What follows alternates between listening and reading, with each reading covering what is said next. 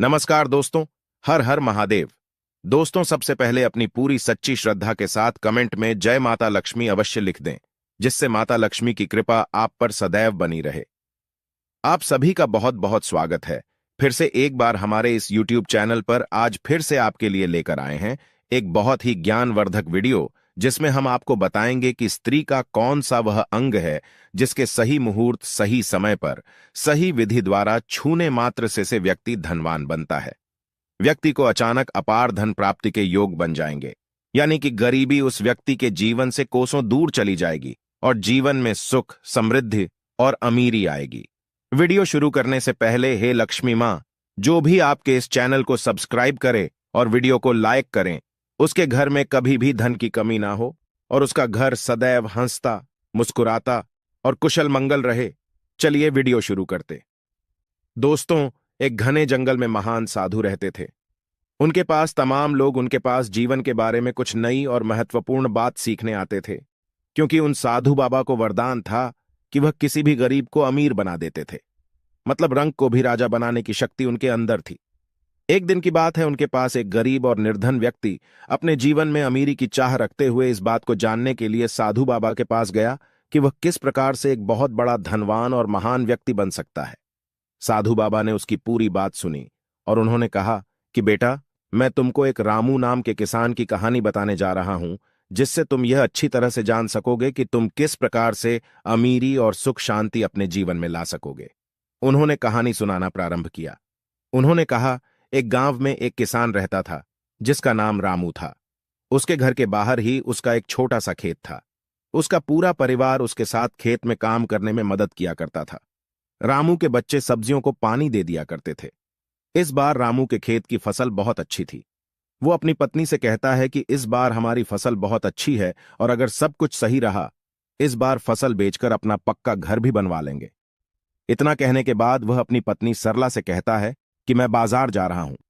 कुछ सब्जियां और फल को बेचने के लिए तुम खेत में कीटनाशक दवाइयां छिड़क देना।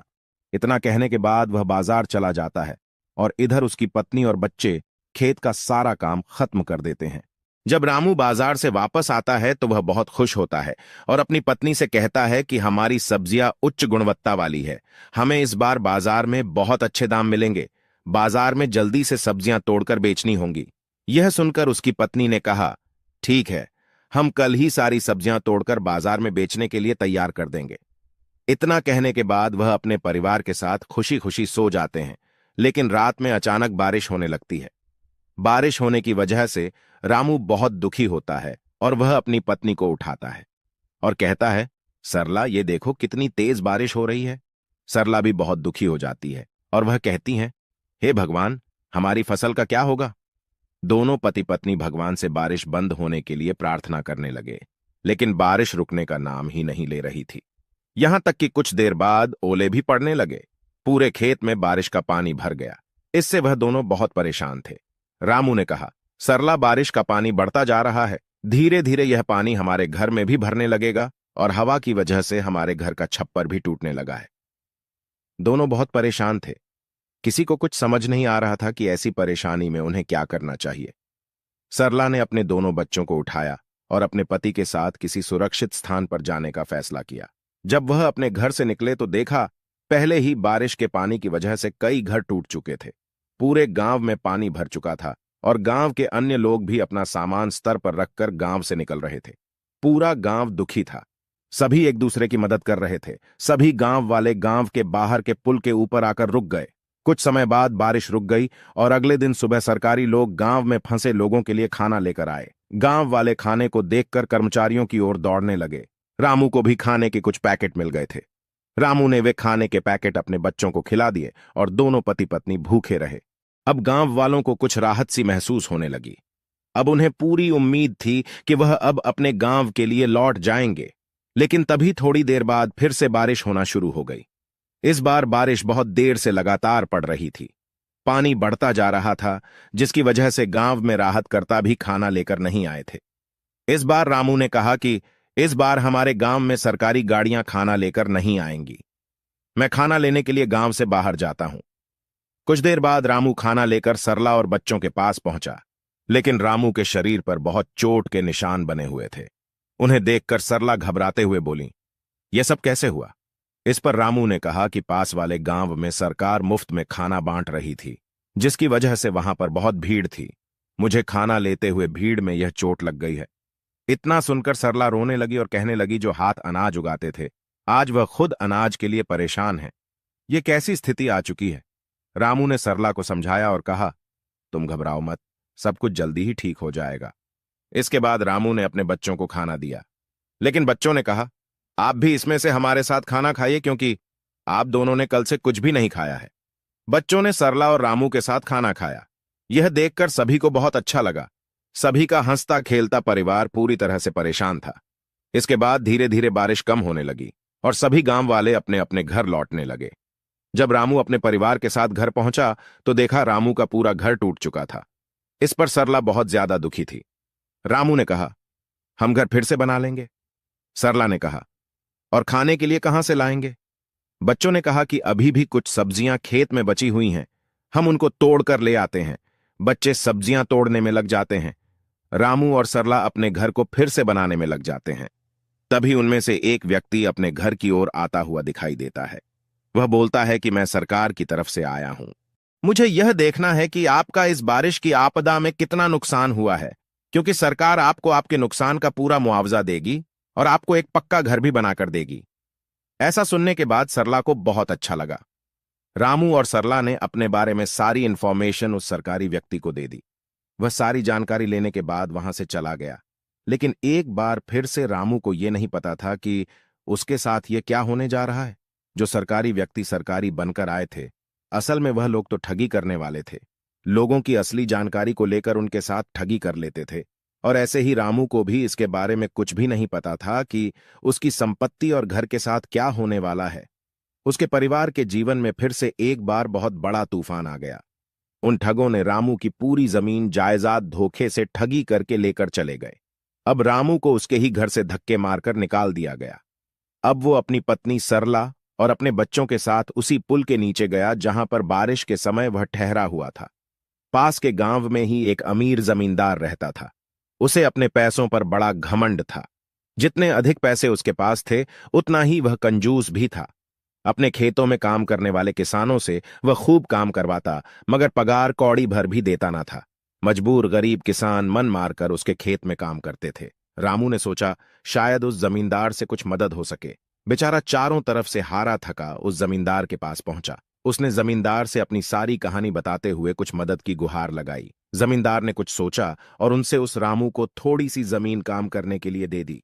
लेकिन जमींदार ने रामू से कहा, तुम्हें इस जमीन की कीमत 1 साल के अंदर ही चुकानी पड़ेगी, वरना तुम्हारे साथ कुछ भी बुरा हो सकता है। अब बेचारा रामू करता भी क्या?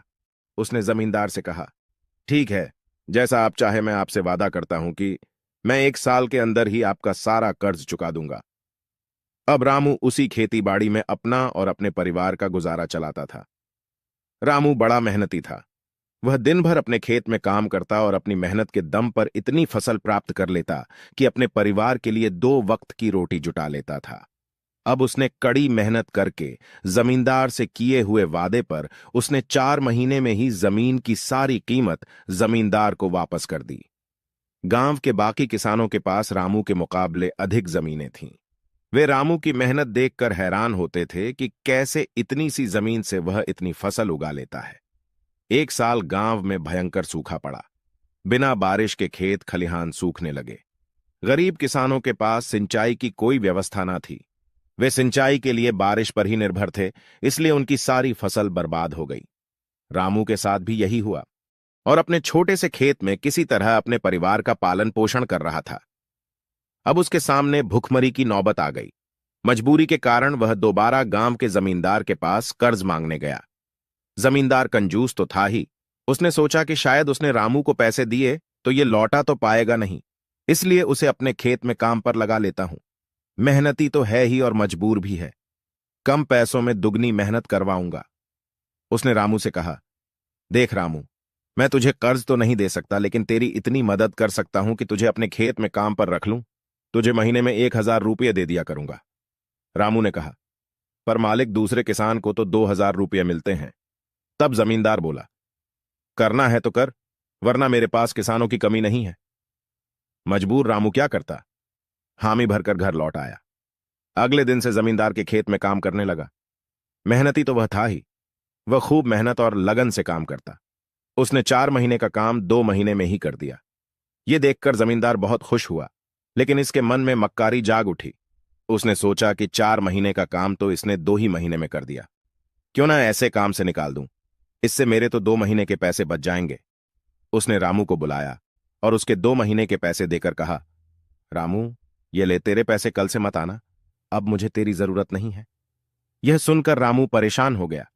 बड़ी मुश्किल से उसका घर चल रहा था, अब अपने परिवार का पालन पोषण कैसे करेगा। वह जमींदार के सामने गिड़गिड़ाने लगा कि उसे काम से ना निकाले, लेकिन जमींदार ने उसकी एक न सुनी और उसे काम से निकाल दिया। रामू आंखों में आंसू लेकर घर लौटा। चिंता से रात भर उसे नींद नहीं आई। सुबह उठकर उसने फैसला किया कि वह फिर से जमींदार के पास जाएगा और उनसे विनती करेगा कि उसे काम पर रख लें। वह जमींदार के घर के सामने जाकर बैठ गया। सुबह उठकर जब जमींदार अपने घर के बाहर निकला तो रामू को घर के सामने बैठा हुआ देखा। उसने रामू से पूछा, क्या हुआ, रामू क्यों आया है? रामू जमींदार के पैरों पर गिर पड़ा और गिड़गिड़ाते हुए बोला, मुझ पर दया कीजिए मालिक, मुझे काम पर रख लीजिए, मेरा परिवार भूखा मर जाएगा।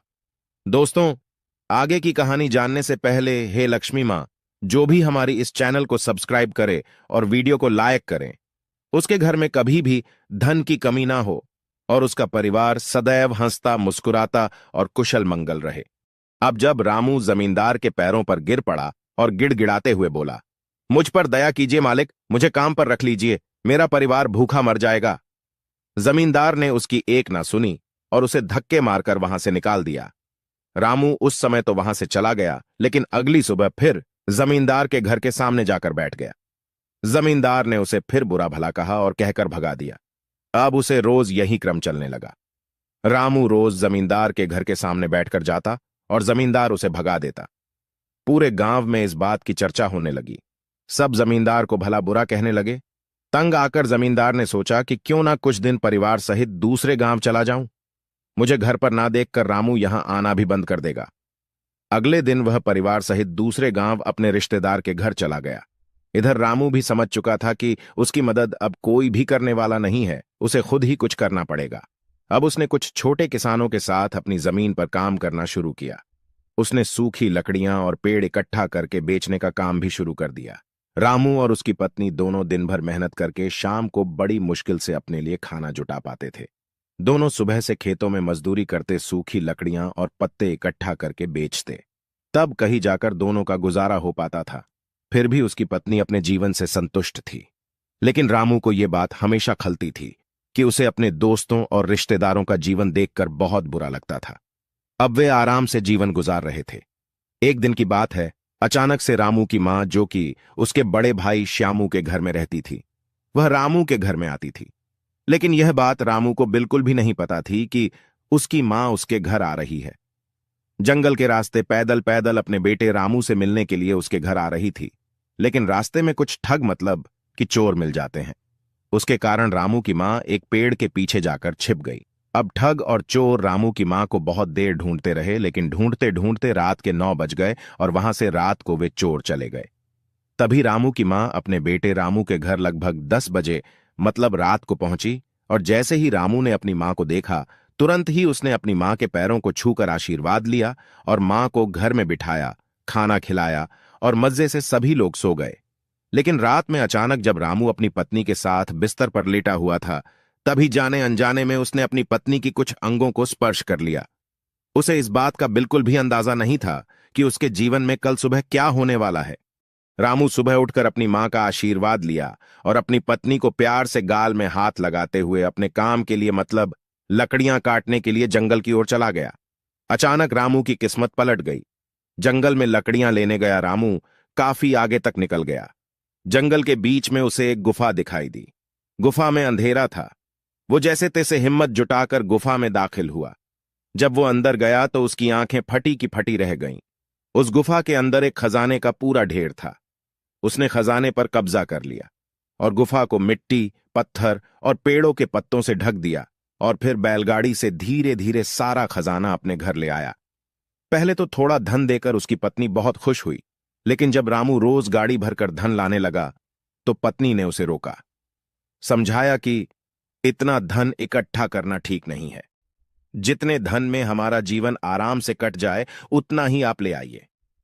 लेकिन रामू ने सिर पर धन की धुन सवार थी। उसने नया घर खरीद लिया, नौकर चाकर रख लिए, पूरे खजाने को अपने घर में सुरक्षित करके रख लिया। धीरे धीरे उसके धनवान होने की बात दूर दूर तक फैल गई। कई लोग रिश्तेदारियां निकालकर उसके पास आने लगे, उसे इज्जत देने लगे। वो भी धन के अभिमान में उसे बुरी आदतें लग गईं। अपनी अय्याशी में वो पत्नी से भी दूर हो गया। उसकी पत्नी को समझ आ गया कि अब बात हद से बाहर जा चुकी है। वो उसे छोड़कर चली गई। किसान नगर का सेठ हो चुका था। उसे उसके जाने का जरा भी दुख नहीं था। समय बीतता रहा, उसकी अय्याशियां जारी थीं। जब वो एक दिन बीमार हुआ तो उसके पास उसे अपनी हर छोटी बड़ी जरूरत के लिए नौकरों पर निर्भर रहना पड़ता था। जब उसकी तबीयत थोड़ी ठीक हुई तो वो नगर में घूमने निकला, कोई पहचान ना ले, इसलिए उसने थोड़ा भेष बदल लिया। उसने सोचा क्यों ना अपने बारे में लोगों से पूछा जाए कि लोग तो बहुत तारीफ करते ही हैं। उसने एक आदमी से पूछा कि नगर में जो अमीर आदमी रहता है उसके बारे में क्या सोचते हो। उस आदमी ने कहा, वो तो बेचारा बदकिस्मती आदमी है। किसान ने पूछा, क्यों, बदकिस्मत कैसे? उसके पास तो बहुत धन है, राजा की तरह रहता है। वो आदमी बोला, भाई जब वो गरीब था तो उसकी पत्नी उसके साथ रहती थी। वो बहुत समझदार और भली थी, गरीबी में भी उसका पूरा साथ देती थी, पूरी मेहनत करती थी। लेकिन उस किसान के पास जब बहुत सारा धन आ गया तो पत्नी भी उसको छोड़कर चली गई। अब ना घर में पत्नी है ना बच्चे। इतना धन आ भी गया तो ना घर में कोई उसका सुख उठाने वाला है, ना ही उपयोग करने वाला है। उसे तो छोटे छोटे कामों के लिए भी नौकरों के भरोसे रहना पड़ता है। जब पैसा ही नहीं था तो पत्नी साथ देने के लिए थी, लेकिन जब पैसा है तो पत्नी चली गई है। ऐसा आदमी बदकिस्मत ही तो है। किसान को अपनी गलती समझ में आ गई। वो अपनी पत्नी के घर पहुंचा। उसने माफी मांगकर और सारा धन दान देने का वादा करके उसे अपने घर ले आया। फिर जितना धन उन्हें जीने के लिए जरूरी था उतना रखकर सेठ सब गरीबों को दान कर दिया। तब साधु बाबा ने कहा कि अब मैं तुमको स्त्री के उस पवित्र अंग के बारे में बताने जा रहा हूं, जिस अंग को रामू ने रात में जाने अनजाने में छू लिया और सुबह उसकी किस्मत अचानक से बदल गई। रामू अचानक से रोडपति से करोड़पति बन गया। उसे अचानक अपार धन की प्राप्ति हो गई। साधु ने कहा कि चलो अब मैं आपको बताता हूं कि महिला का वह कौन सा अंग है जिसे छूने मात्र से इंसान रोडपति से भी करोड़पति हो जाता है और उसे अपार धन की प्राप्ति होती है। जैसे कि रामू को हुई, साधु ने महिलाओं के संबंध में 2-3 बातें बताईं। साधु बोले, महिलाएं घर की संपत्ति अर्थात लक्ष्मी का रूप होती है। जिस घर में महिलाओं का सम्मान नहीं होता, मां लक्ष्मी उस घर से अपना नाता तोड़ लेती है। शास्त्रों में वर्णित है कि घर की महिला सर्वगुण संपन्न हो तो समस्याओं को उस घर में स्थान नहीं मिलता। वह मकान में प्रेम तथा जीवत्व का संचार कर उसे घर बनाती है। भाग्यशाली होते हैं ऐसे घर जिन घरों की महिलाओं में कुछ विशेष गुण विद्यमान होते हैं। उस घर में लक्ष्मी को बुलाने के लिए निमंत्रण नहीं देना होता, बल्कि उस घर की महिला ही लक्ष्मी का रूप होती है।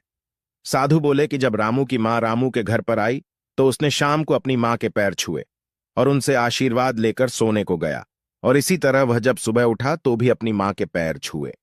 तो इससे यह स्पष्ट होता है कि जो पुरुष अपनी मां के पवित्र पैरों को सुबह शाम छूता है और आशीर्वाद लेता है, उसको कभी भी धन लक्ष्मी की कमी नहीं होती। क्योंकि शास्त्रों में ऐसा कहा गया है कि, और आप सभी लोग यह अच्छी तरह से जानते हैं कि मां के पैरों में ही जन्नत होती है। इसलिए मां के पैरों को छूना बहुत ही आवश्यक है। वहीं पर बात करें अपनी पत्नी की, तो दोस्तों हम आपको बता दें कि यदि कोई पुरुष अपनी पत्नी के साथ सदैव हंसता मुस्कुराता रहता है और उसे हमेशा खुश रखने की कोशिश करता है, उसके साथ हंसी खुशी जीवन बिताता है और अपनी पत्नी को सच्चे दिल से प्रेम करता है, और वह सुबह सुबह अपनी पत्नी के दोनों गालों को स्पर्श करता है, तो उसके घर में खुशहाली और धन लक्ष्मी की कमी नहीं होती। क्योंकि शास्त्रों में बताया गया है कि स्त्री लक्ष्मी का रूप होती है और स्त्री का सदैव सम्मान करना चाहिए, क्योंकि स्त्री चाहे तो किसी भी घर को स्वर्ग बना सकती है और किसी भी स्वर्ग घर को नरक में बदल सकती है। तो दोस्तों, यदि यह वीडियो बनाने में हमसे कोई गलती हुई हो तो हमें माफ कीजिएगा और चैनल को जरूर सब्सक्राइब कर लीजिएगा। मिलते हैं ऐसी ही ज्ञानवर्धक वीडियो के साथ। दोस्तों, कमेंट में जय मां लक्ष्मी लिखना ना भूले। धन्यवाद।